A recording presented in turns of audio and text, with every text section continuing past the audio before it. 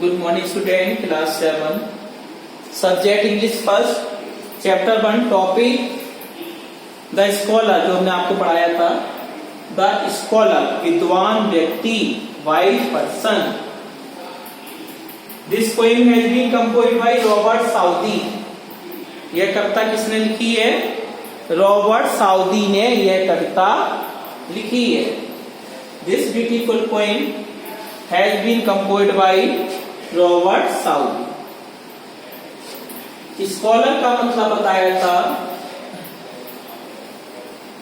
Scholar means wise person. Wise person, विद्वान लोग. इसका अर्थ होता है स्कॉलर का वाइज पर्सन. मतलब यह कविता उन लोगों के बारे में लिखी गई है जो प्राचीन काल के कवि रह चुके हैं, लेखक हो चुके हैं, अब इस दुनिया में नहीं है. उनके बारे में एक कविता लिखी गई है.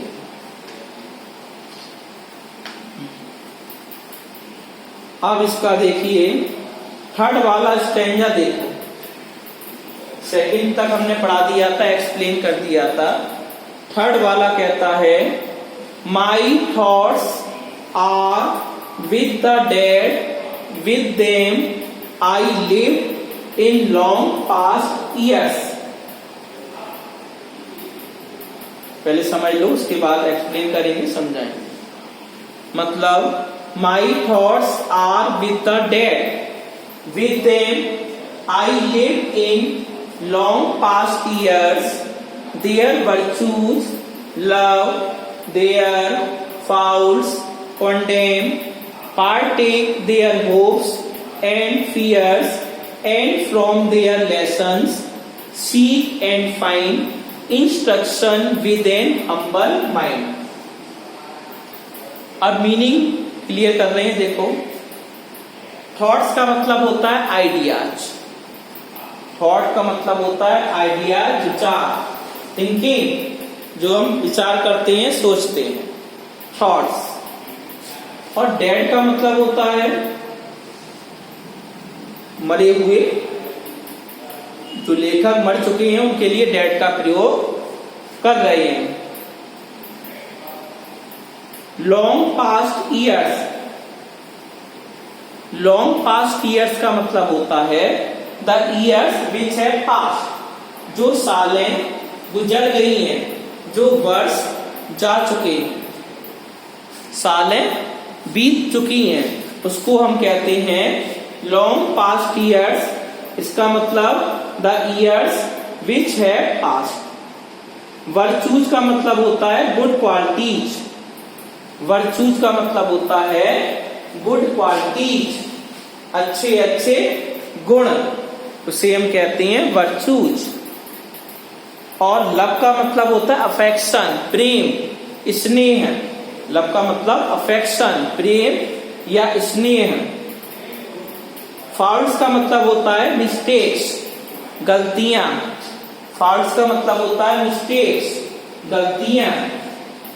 और कंडेम का मतलब होता है क्रिटिसाइज, निंदा करना, बुराई करना, क्रिटिसाइज करना.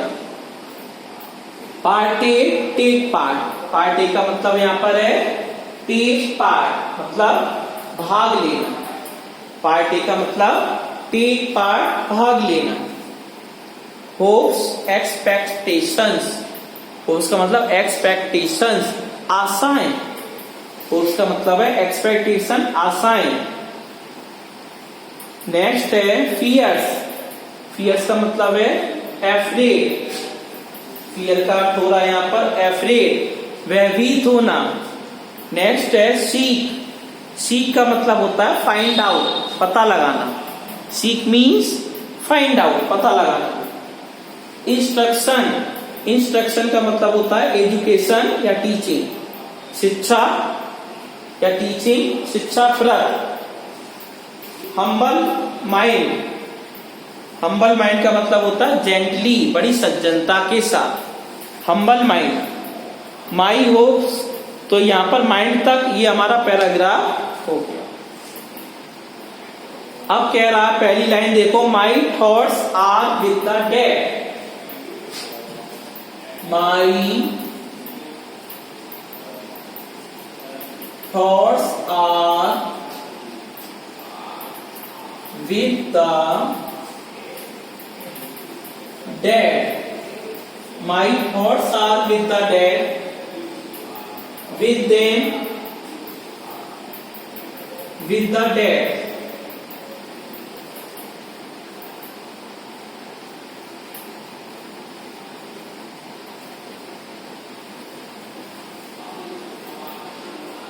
With them I live. With them I live. I live long past years. Long past years. अब इसका अर्थ हम लिखेंगे, एक्सप्लेन करेंगे। इस लाइन को क्या करना है, मुझे एक्सप्लेन करना है। ये तो कभी ना अपनी लाइनें लिख दी हैं, अब इसका एक्सप्लेन कैसे होगा। क्या कह रहा है, my thoughts are with the dead. मेरे विचार हैं विद द डेड, मरे हुए लोगों के साथ। कवि कहना चाहता है, मेरे विचार उन लेखकों के साथ हैं जो अब इस दुनिया में नहीं है, मर चुके हैं। With them I live long past year. उनके साथ क्या है, जो उन्होंने समय बिताई है, उनके बारे में जानकारी लेना। अब यहां का एक्सप्लेनेशन करते हैं। The scholar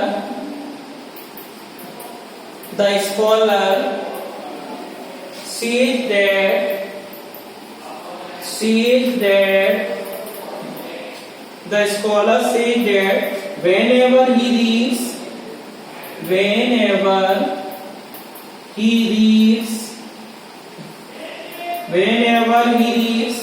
the books of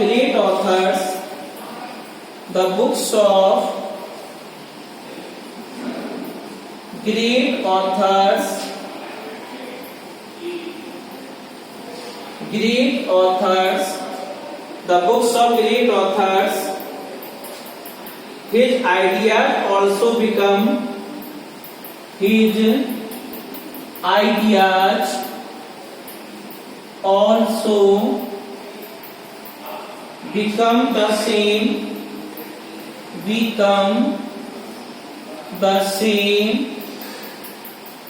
become the same as of those authors,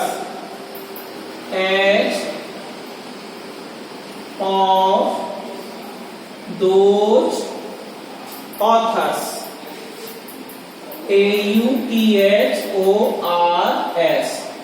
those authors.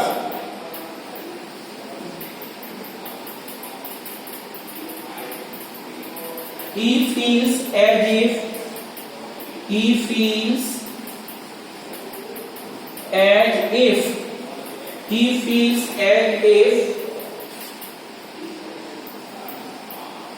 were living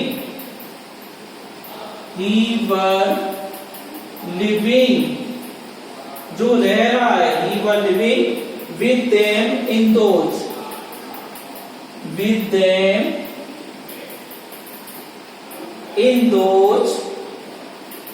past days,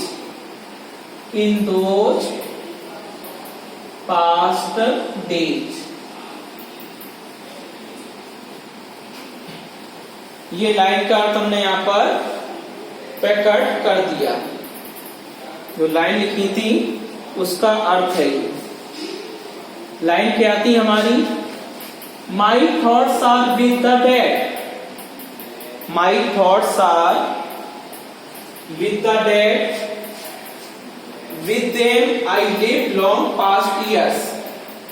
अब समझ लो यहां पर ये 3 लाइन का अर्थ ये है। ये अर्थ बुक में नहीं लिखा है, इस लाइन से आया, व्याख्या कर रही।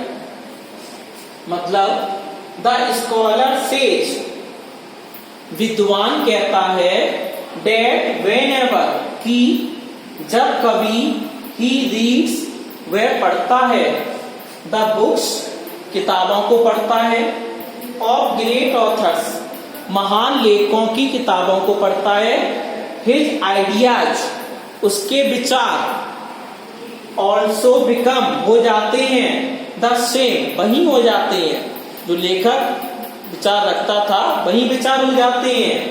एज इफ, मानो की, एज इफ का मतलब होता है मानो की, दोज ऑथर्स, ये लेखक,